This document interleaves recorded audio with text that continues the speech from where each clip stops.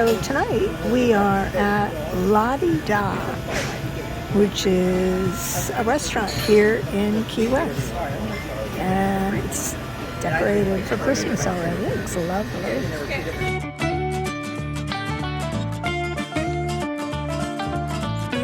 So tonight we're going to the show here. It's a cabaret show. And we still have an hour to kill before the show starts. So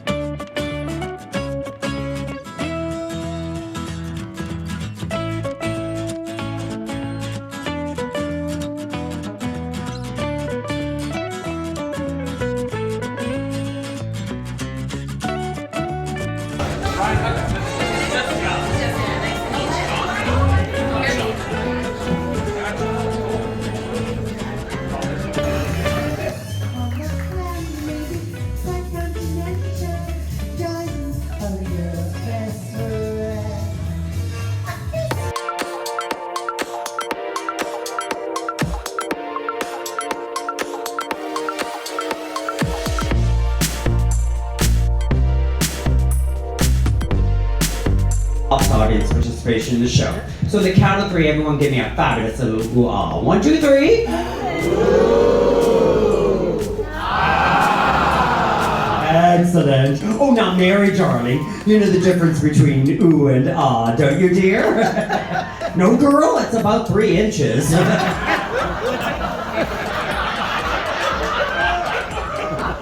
Is JD an ooh or not? And then I thought, well, while I'm in the closet, ooh, yeah, no real pun intended. What am I going to talk to you guys about? And then I realized that so many of you asked me so many different questions at the end of the show. I thought I'd answer them during the show. You know, that way we can kill 2 birds with 1 stone. Probably the number 1 question I seem to get asked all the time is, Christopher, where did all this craziness begin for you? And I think it began many years ago.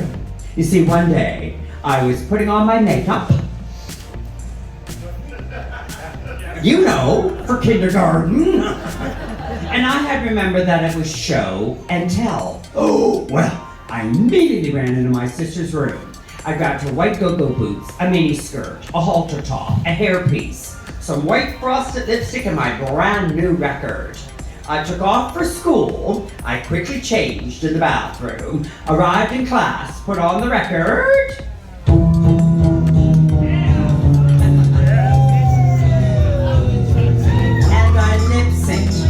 To Nancy Sinatra's Boots Are Made for Walking.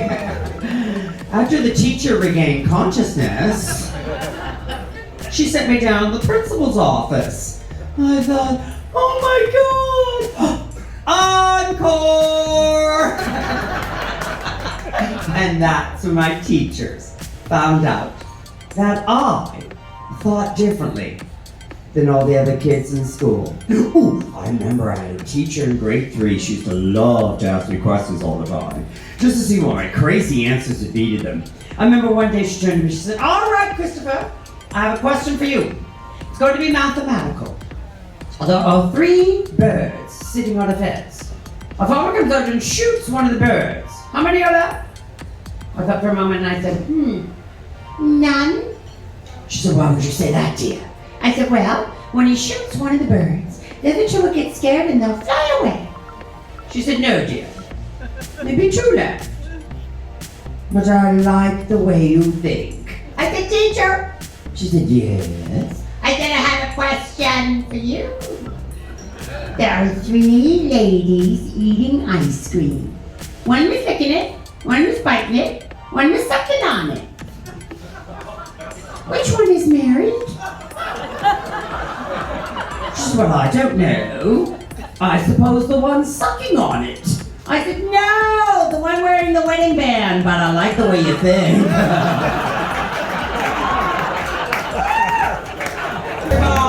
You can get one in your briefcase, in your plane or your shirt. Now, Miss Mary, do you have any kids, sweetie? No kids, smart bitch. This would have been the worst pain you go through your whole life. First thing I said was, get this thing out of me!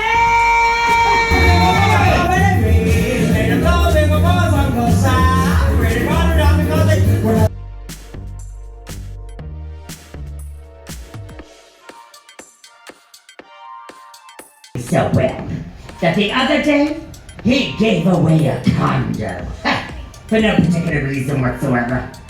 Third one said, my son Harry, he's into selling stocks and bonds. And he's doing so well that the other day he gave away $10,000 for no particular reason whatsoever. Mom came, sat back down at the table to say goodnight to them all. They looked at her and they said, oh my God, Marie, we hear that Christopher is a homosexual and a female impersonator. Oh, that must be so hard on him. Mom said, no, he's doing very well. He's driving a new Jaguar, moved into a new condo, and he's got $10,000.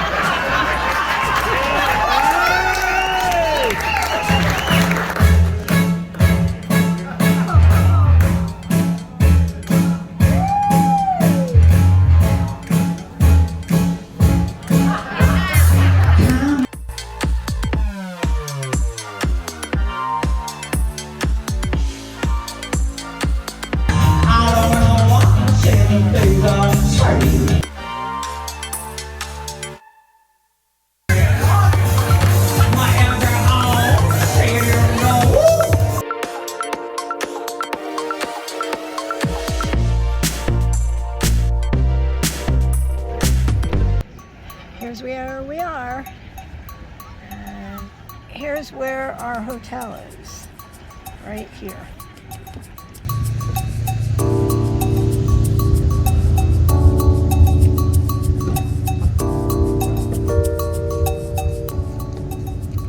Fish is just hanging out.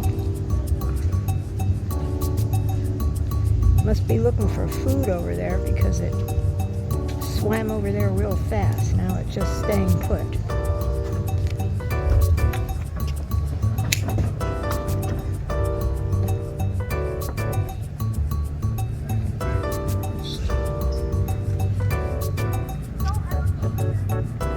Well, we don't know what it is.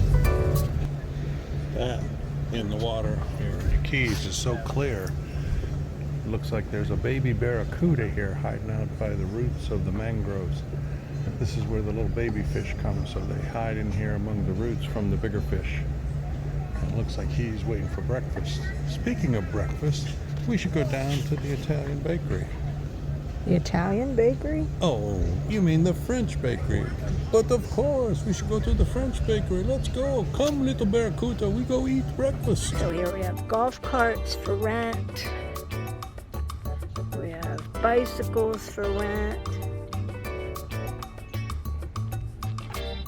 And there's the tiki hut where you go and you rent kayaks or boats or jet skis.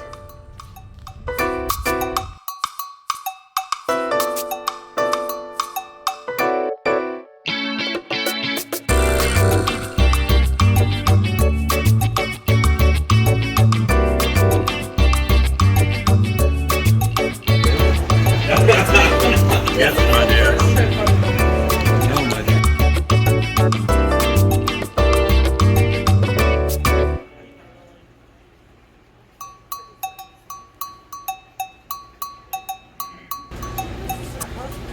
This morning we're having breakfast at my favorite little French bakery restaurant here in Key West. Breakfast is called the Brie Delight, and it's brie, and these are toast pieces from a baguette and fresh strawberries. Now let's look at what Jeff's having.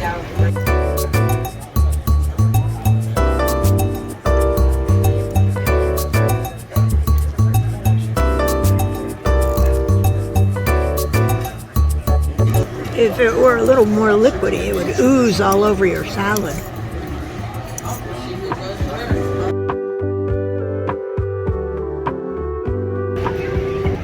So this is the southernmost point in the continental United States.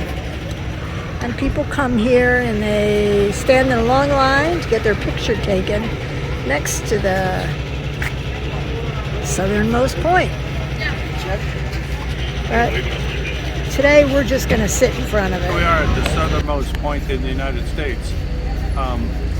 With my people, this is a tradition. Every Hanukkah we show up here at the southernmost point. You'll notice that on this part is a marker for the southernmost point, and on my other shoulder is the Hanukkah candle thing, menorahs, whatever they call that thing. So It's a Hanukkah menorah. the Hanukkah menorah, and the amazing thing is that celebrates the fact that although my video camera only had 1 day worth of battery, for 8 days it filmed my trip to Key West. So we come here every year to celebrate this tradition among my people, and it's been an amazing event. Yes. Okay, now you can see there's nothing more amazing than this, and the scene of the traffic in the background is just unbelievable. I thought I would be the only one here because my people started this tradition, but obviously it's caught on nationwide, and people are coming from all over the country here to celebrate Hanukkah at the southernmost point in the United States.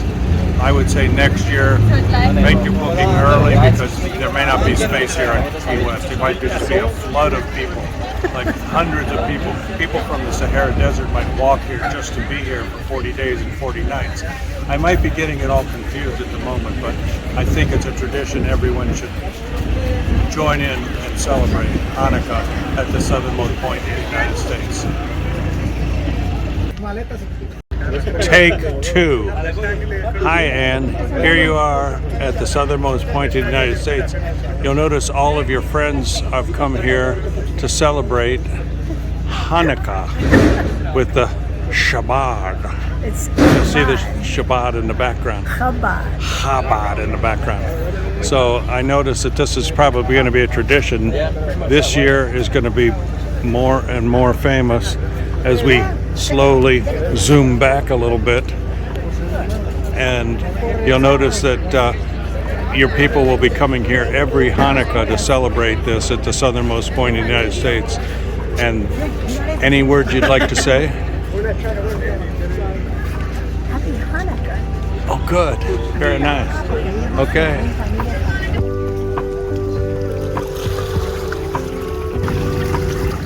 And that area back there is restricted, so you can't go back there. It's part of the, I believe, the Navy base.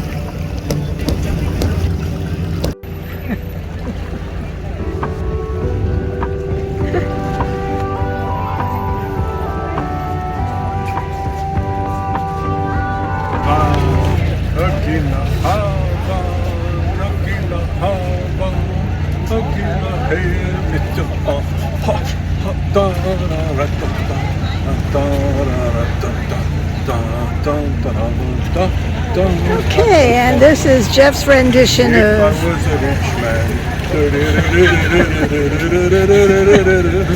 if I was a wealthy man, I would have a big house with one step going up and the other steps going down. Okay, believe it or not, there was nothing in his coffee but coffee this morning.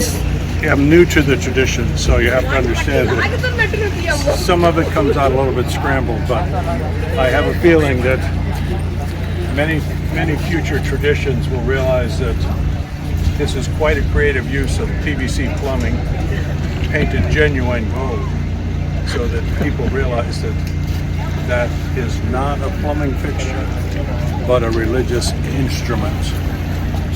And I say that in the most sincere voice. There's some lovely houses here in Key West.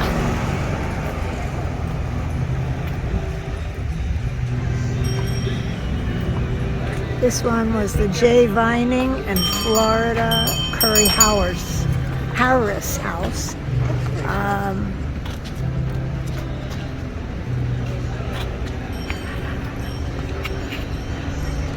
There we go. On April 2nd, 1891, J. Vining Harris Jr., son of Confederate surgeon Dr. Jephthah Vining Harris, married Florida E. Curry, the daughter of a Bahamian emigre and Florida millionaire William Curry, and it united two of Key West's wealthiest and most distinguished families of the late 19th century. Harris worked as an attorney with the law firm Peterson and Harris, served as Monroe County Solicitor from 1906 to 1914, and the director of Island City Bank and legal counsel for William Curry and Sons, a mercantile business run by his in-laws. The houses, there are 3 matching houses. In 1906, he purchased corner properties on this street for $3,500. Can you imagine $3,500? And built 3 matching homes for family members and guests. They were all designed in the Queen Anne style, which was popular during the late Victorian era. And he gave this house to his only daughter, Marion, in 1916 as a wedding present. So here it is. It still stands, looking lovely. Check out the statue of David with the leaf.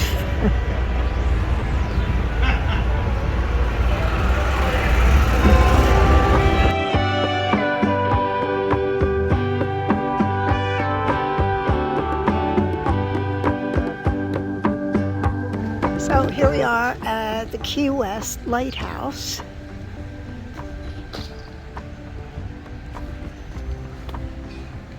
If you're here on vacation and you've never been there, it's definitely something to check out.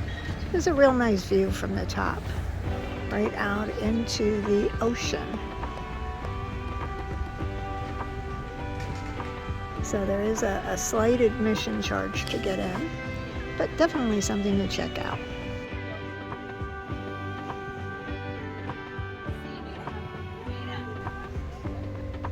And next door to the lighthouse, of course, is the lighthouse keeper's quarters, because every night they would have to go up and light up the lighthouse to warn the ships in the area. Key West is full of a number of reefs, and without nighttime navigation, many ships ended up crashed on the reefs and sunk. And most of the early building material in Key West came from salvage from ships. After a ship would be shipwrecked, they would go out and take all the wood and bring it to the island and build houses and stuff from all the material.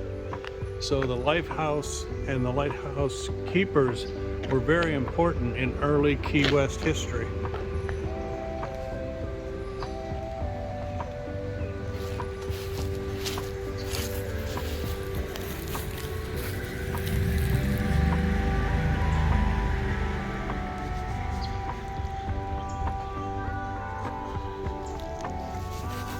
Obviously, the early lighthouse keepers were tall people because they're taller than my hands. I can't reach to the top of the fence.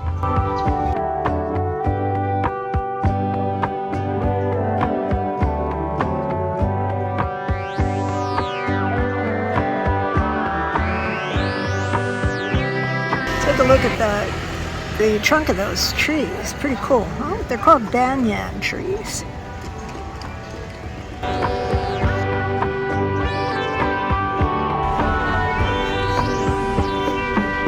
This is another, what? The lights are on your scooter. Okay.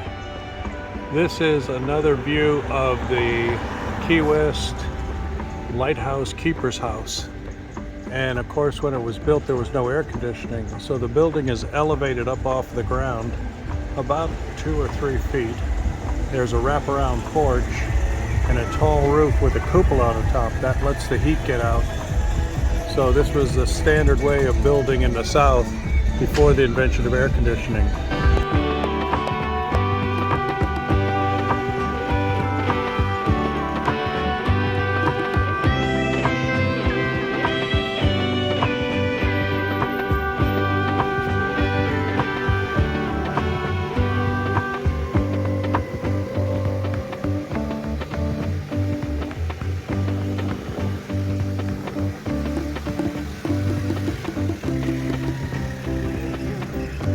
We're at the Ernest Hemingway house. You'll notice that it gets a lot quieter if you turn your scooter off.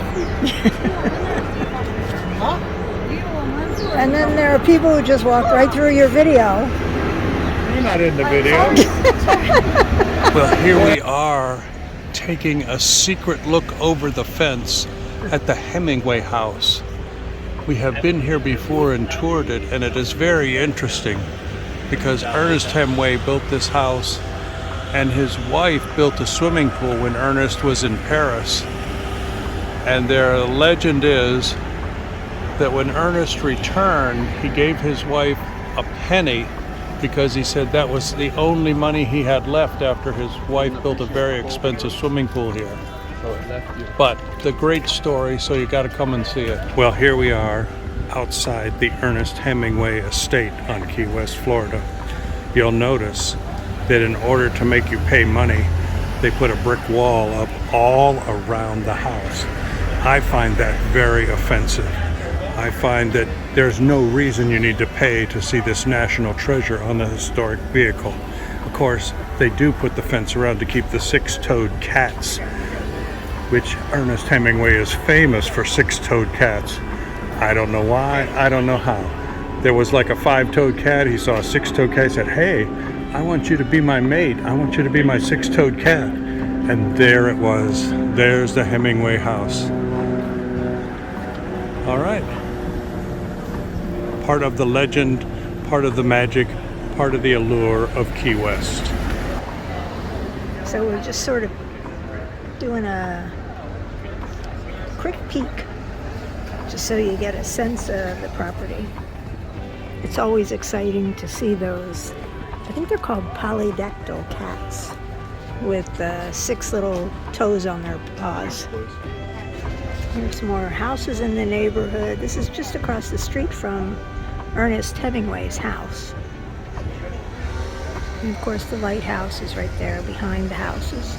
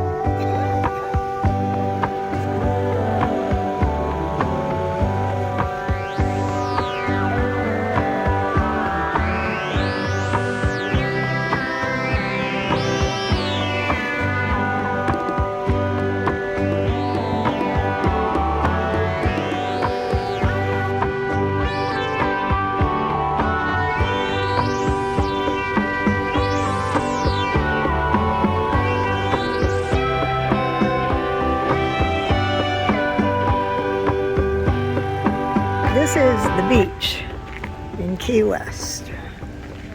Key West is not known for its beaches.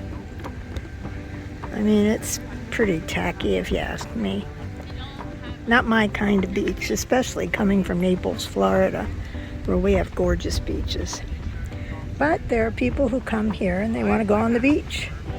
So this is a nice little beach. I don't see any right at the moment, but often when you come by here, if you look closely, you see these vans parked in a lot, and people are actually living in the vans.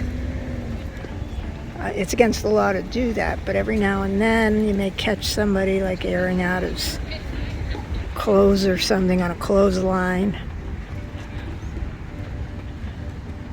But this is why, if you're coming to Key West, you should not think about it as, oh, this is a great place to go to the beach. Because in my opinion, frankly, it's not a great place to go to the beach.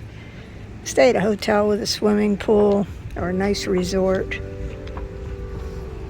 If you're desperate, if you've never seen sand in the Atlantic Ocean, take a ride over and walk around on the beach. But It's not really a pretty beach, in my opinion. I mean, there may be locals here who differ or, choose to differ in opinion, but.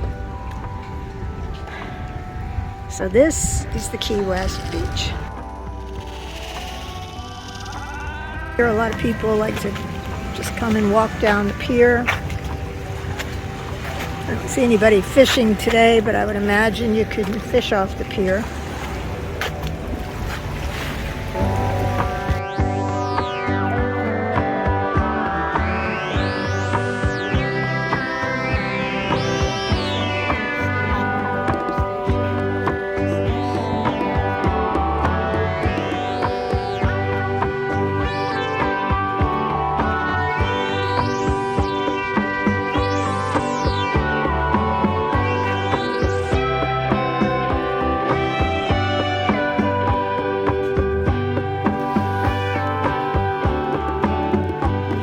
Interesting sand sculpture that we just spotted.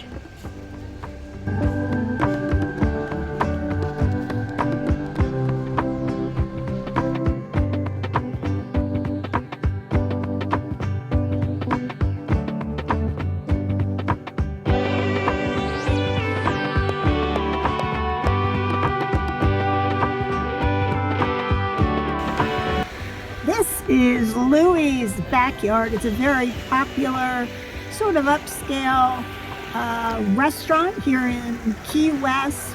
And we are going to stop here and have a cocktail.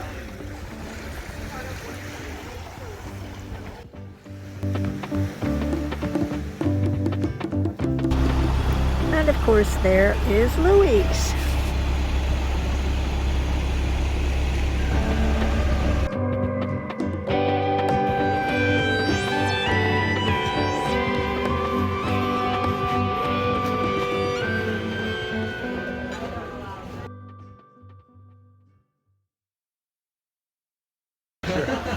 Okay, it's our first stone crab gorgeous sunset tonight. Thank you so much for watching. We've got lots more to show you from our trip to Key West, and you're not going to want to miss any of it. If you're not a subscriber, why not? Click below under the video, subscribe. Don't forget to hit the little bell so you get a reminder every time I upload a new video. And don't forget to give me a thumbs up so I know you saw the video and enjoyed it. Thanks again. I will see you in the next video. Bye for now.